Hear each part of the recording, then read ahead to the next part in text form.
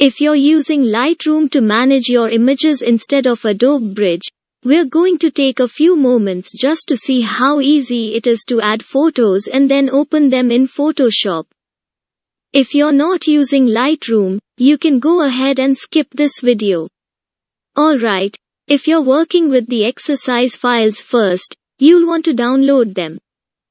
And then you'll click on the plus icon you want to navigate to the exercise files folder so that it will automatically import all of the subfolders. Then choose review for import. And to make them easy to find, I'll go ahead and add a new album. And I'll just name this preset for Photoshop Essential Training and click create.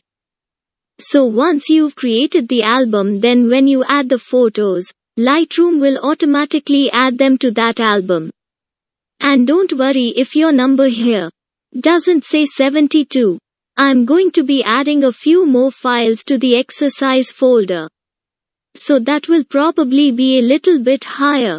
Alright, once you click add, that tells Lightroom to grab those files and upload them to the cloud.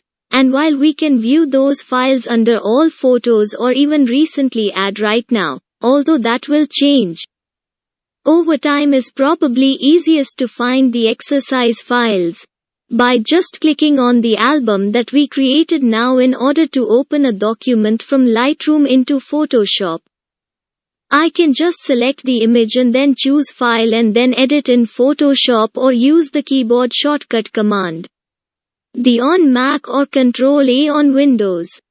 Now another way that you can open your files from Lightroom into Photoshop is through Photoshop's home screen.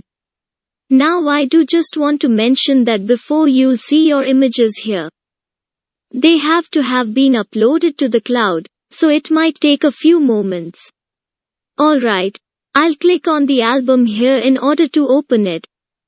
And we can start scrolling down through the images in that album until we find the one that we want to open. Then I can select the image and choose Import Selected. When I choose this, Photoshop is going to need to download the original image from the cloud. When it's finished, it will open it up. In this case, it was a RAW file, so it opens it up in Camera Raw.